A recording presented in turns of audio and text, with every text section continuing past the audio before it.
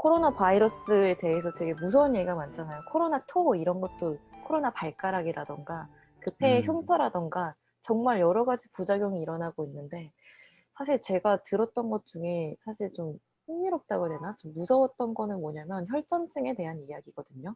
제가 개인적으로 관심 있었던 주제이기도 한데 백혈구의 기능을 사실 우리가 잘 몰라요. 왜냐면은 그 세균이나 바이러스에 대한 것들은 공부를 많이 했는데 백혈구에 대한 것들, 우리 몸의 면역학에 대한 것들은 생각보다 그렇게 잘 정리가 되지 않았어요. 생명 이제 공부해 음, 보신 분들은 아, 면역학 음, 진짜 싫어. 뭐 이렇게 얘기를 할 건데 예전에 음, 분자생물학이랑 이런 것들은 사실 옛날부터 정리가 좀 체계적으로 잘 된 편이라서 중요한 내용이 뭔지 좀 대충 알아요. 근데 음, 면역학이랑 암생물학, 뭐 발생학 이런 것들은 사실 개정판 보시면 매번 바뀌어요. 항상 음, 새롭게 알아내는 내용이 있고 이렇게 보니까 아니라더라. 이렇게 보니까 또 다르던데 하고 이제 이름도 같은 단백질인데 연구하는 사람에 따라서 정말 정말 다르기도 하고요. 맞아, 맞아, 음, 맞아. 굉장히 힘들어. 누가 그냥 총대 메고 정리 좀 해줬으면 좋겠습니다. 음. 어때, 여래님이 생각 있으신가요? 네, 정리.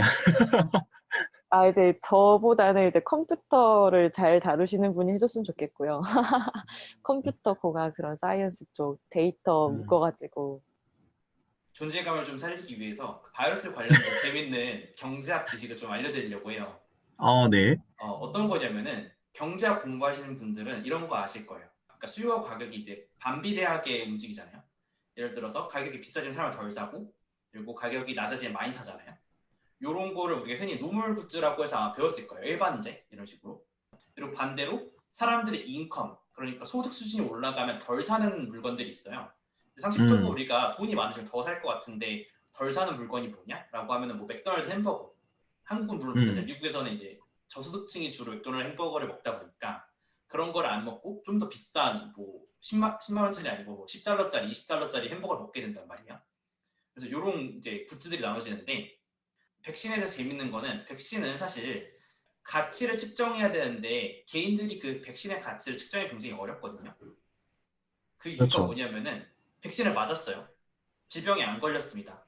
근데 우리가 그 질병에 안 걸린 이유가 백신을 맞아서 안 걸린 건지 원래 안 걸렸던 건지 알 수가 없잖아요. 음, 이런 걸 우리가 over experience 굿즈, 그러니까 경험 이후의 굿즈라고 표현하거든요. 그러니까 뭐냐면은 음, 이거를 맞았는데 이게 맞은 게 가치가 있었는지 없었는지 알 수가 없는 거예요. 그러니까 가치를 굉장히 매기게 애매해지죠.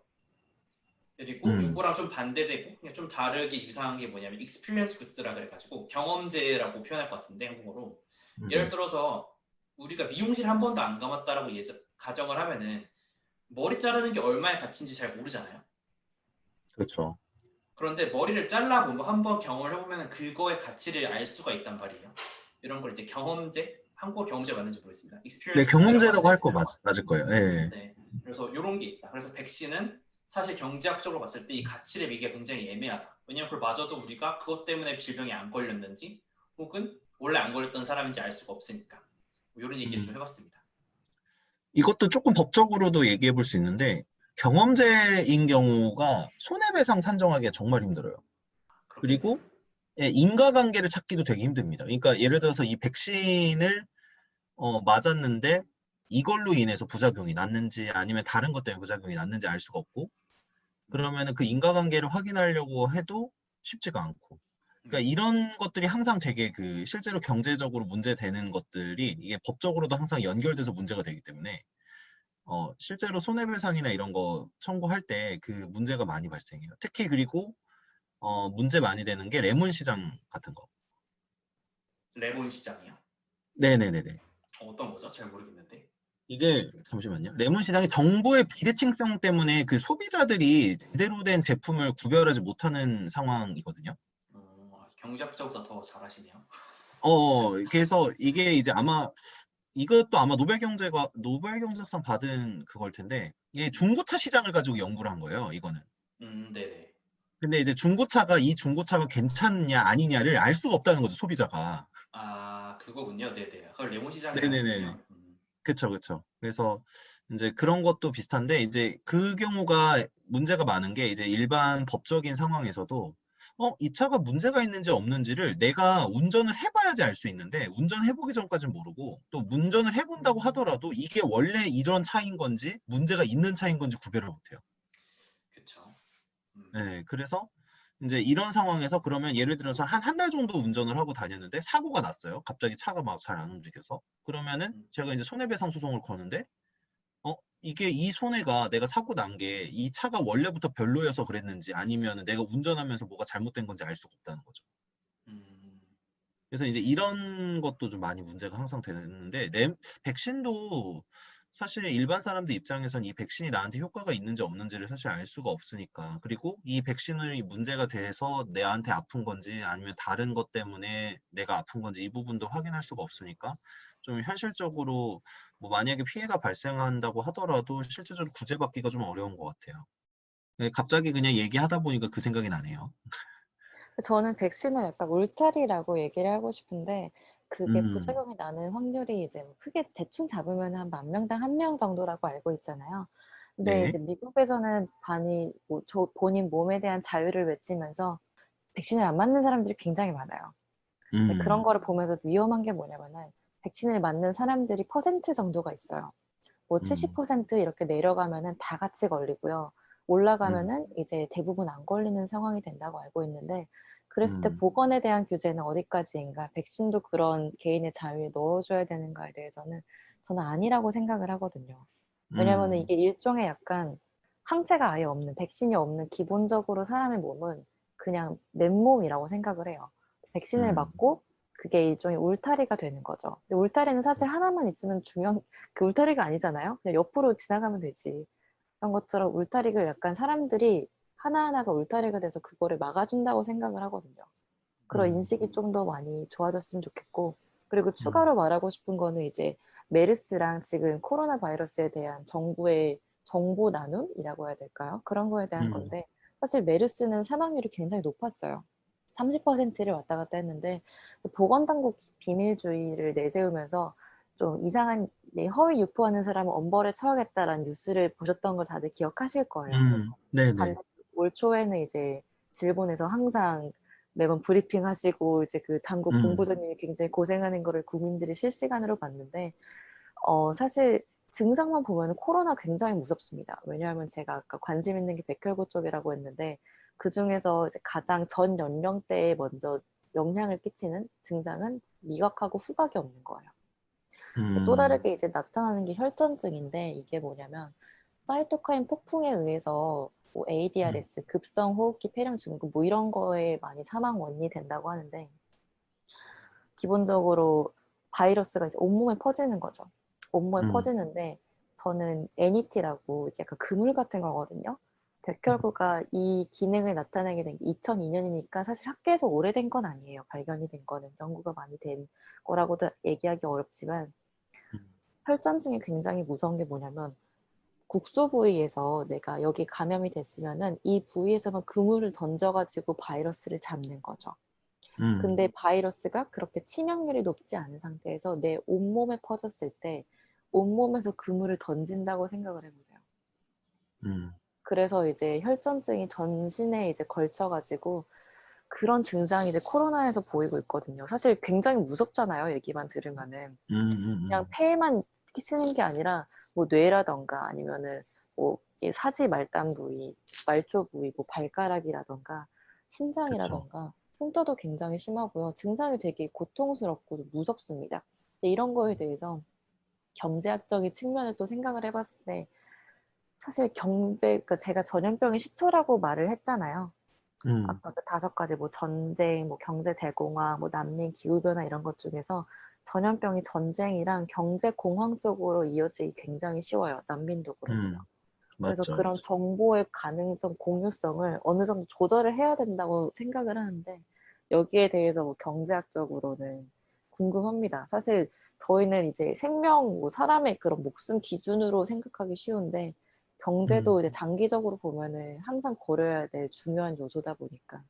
음, 그냥 관련된 좀 얘기를 잠깐 하고 넘어가면은 음, 그런 게 있어요. 사실 뭐 제 아이디어는 아니고 지금 얀시피님께서 논문을 계속 쓰고 계신데 그 관련된 건데 말씀하신 것처럼 어떤 코로나 바이러스, 어떤 뭐 국가적인 팬데믹 사태가 벌어지면, 팬데믹은 국제적인 거였죠. 어떤 전 세계적인 팬데믹이 발생을 하면은 굉장히 다양한 정보들이 쏟아져 나오잖아요. 그럼 우리가 흔히 정보가 많아지면은 사람들이 좀 더 확신이 생기고 이제 정확도가 올라가야 되는데, 신기하게 또 오히려 정보가 많아지니까 불확실성이 올라가는 현상들이 생기더라고요. 대표적으로 우리가 주식시장에서 어떤 호재가 나오면은 당연히 호재니까 주가가 올라가야 되는데, 정보가 막 겹치면서 이상한 현상들이 생기잖아요. 갑자기 주가가 떨어진다던가, 이상하게 뭐 변동성이 커진다던가. 주가가 떨어진다는 표현보다는 변동성이 켜지는 거죠. 올라가든 낮아지든. 이런 경우가 있어서 뭐 말씀해주신 것처럼 그 의료보건, 또 생명 쪽으로 경제학적인 관점을 더하기 힘들 것 같고, 이 정도 얘기를 할 수가 있을 것 같네요. 정보의 비대칭성. 그러니까 결국에는 일정한 어떤 정보를 정확하게까지는 아니더라도 어느 정도 신뢰성 있는 정보가 주변에 깔려 있는 상황이 훨씬 더 사람들에게 도움이 되는데, 정보가 너무 과도하게 여러 군데서 나오다 보면은 그게 어떤 정보가 정확한 정보인지를 사실 일반 사람들은 파악하기가 어려워지니까 그런 것 같네요. 그 여련님, 마지막으로 추가하실 내용 있으신가요? 추가하고 싶은 내용은 사실 그런 얘기하고 싶어요. 이번에 질병관리본부장에서 정은경 본부장님이 굉장히 어떤 주춧돌이 되어주셨는데, 저는 사실 이게 국민 약간 안정성인 것 같아요. 그러니까 내가 아는 자주 보는 사람이 나와서 심적으로 약간 안정감을 주는 거죠. 그런 정보에 대해서 대표적으로 하실 분이 마음의 안정감을 주도록 그런 브랜드화가 좀 더 잘 이루어졌으면 좋겠습니다. 그런 정보의 비대칭성을 딱 잡아주실 만한 기준이 되는. 그러니까 전문가가 권위를 좀 가져야 되는 것 같아요. 그러니까 맞아요. 이거는 최근에 계속 내왔던 얘기지만, 사실 대중들이 전문가들의 말을 잘 안 믿기 시작했어요. 첫 번째는 너무나도 정보가 많다 보니까 인터넷에 다 어느 정도 검색만 하면은 준 전문가 수준까지 이해를 할 수가 있게 된 거죠. 그리고 또 저희가 초반에 말했듯이 전문가들이라고 하더라도 모든 걸 다 아는 게 아니고 한계가 분명히 존재하잖아요. 그렇죠. 그런데 더 중요한 건 뭐냐면은 그 준 전문가와 전문가를 차이를 내는 그 굉장히 좁아 보이지만은 갭이 넓은 공간이 존재하거든요, 분명히. 네. 그러니까 약간 대중들이 착각하고 있다고 저는 생각하는 게, 인터넷에 검색하면 다 나와라고 하지만 사실 인터넷에 나오지 않는 정보들이 정말 중요한 건데, 그거를 그렇죠. 얘기해주는 전문가들의 권위가 사실 땅에 떨어져 있는 상태라서, 말씀하신 것처럼 네, 그렇게 안정감을 좀 줄 수 있는 사회적인 혹은 뭐 정부 차원에서의 이제 전문가들이 늘어나야 된다 생각을 하고, 그리고 전 한 가지 좀 더 추가를 하면은, 또 그렇게 권위자의 어떤 안정감 혹은 지식인의 안정감이라는 게 개인한테 가서는 좀 안 되는 것 같아요. 예를 들어서 한 개인이 되게 유명한 경제학자가 있다라 가정하고 그 사람이 했던 말이 되게 많이 맞았어요. 한 근 10년간. 그래서 정부를 포함한 대중들이 그 사람에 대한 전적인 믿음을 갖고 있는데, 사실 그 사람은 언제든 틀릴 수가 있는 거거든요. 근데 그렇죠. 그런 경우가 제가 그냥 역사적으로나 경험상으로 너무 맹신적인 믿음, 권위자의 맹신도 문제가 됐던 경험들이 있었던 것 같아서 네, 거기서 밸런스를 찾을 필요가 있다. 근데 현재는 너무 권위가 없다 보니까 조금 그거를 찾아야 되는 과정이 아닌가 싶습니다. 맞습니다. 그리고 마지막으로 이제 코로나가 이제 발병을 하면서 대부분 다 자가 격리를 잘 실천을 하고 계실 텐데, 그러면서 이제 저는 이게 되게 일자리의 종말이랑 새로운 시작을 같이 앞당겼다고 봐요. 항상 나쁜 면만 있을 수는 없고 좋은 면도 봐야 되거든요. 그러니까 우리 이 시점에서 좀 더 예전에서 안 좋아하던 때로 돌아갈 수 없을 것 같아요. 그런 말 있잖아요. 2020년 이전으로 돌아갈 수 없을 거다. 국가 간 더 갈등이라던가 되게 첨예해지기도 했고, 뭐 프로그래밍이라던가 뭐 보건학이라던가 그런 쪽에서 좀 더 안발했으면 좋겠습니다. 네. 그러면은 마지막 정리하면서 마무리할까요? 저는 근데 오늘 뭐 별로 한 얘기가 없긴 한데, 확실히 여래님의 이야기를 들으면서 매번 생각합니다. 또 보건이든 의료든 사람들이 일반적으로 가지고 있는 생각들이나 이런 것들이 잘못된 것이 많을 수도 있고 생각하지 못하는 것들이 많을 수 있으니 지속적으로 좀 공부하고 관찰하고 서로 관심을 갖는 게 중요한 것 같다라고 생각이 좀 드네요. 저는 그럼 정말 마지막으로 하나만 더 더하면서 이제 녹음을 마쳐보면요, 되게 색달랐던 것 같아요. 사실 저희가 의료 분야 쪽에서 전공을 했던 분이 없었잖아요, 지금까지. 제 기준에서는 갑자기 난이도가 확 올라갔어요, 오늘 대화 난이도가. 왜냐면 제가 잘 모르는 분야다 보니까. 왜냐면 지금까지 뭐 법도 잘 그러니까 잘 모르는 분야지만 사실 이제 책도 읽고 어느 정도 배경 지식이 있었는데 의료 분야는 너무 문외한이었던 것 같은 생각이 지금 들면서 앞으로 저 여래님이 참여해 주시고 좋은 주제 가져와 주시면 재밌을 것 같습니다. 노력해보도록 하겠습니다. 네. 지금까지 대한민국의 르네상스 시대를 열어줄 이야기 르네상스적 인간들이었습니다. 감사합니다. 감사합니다. 안녕히 계세요.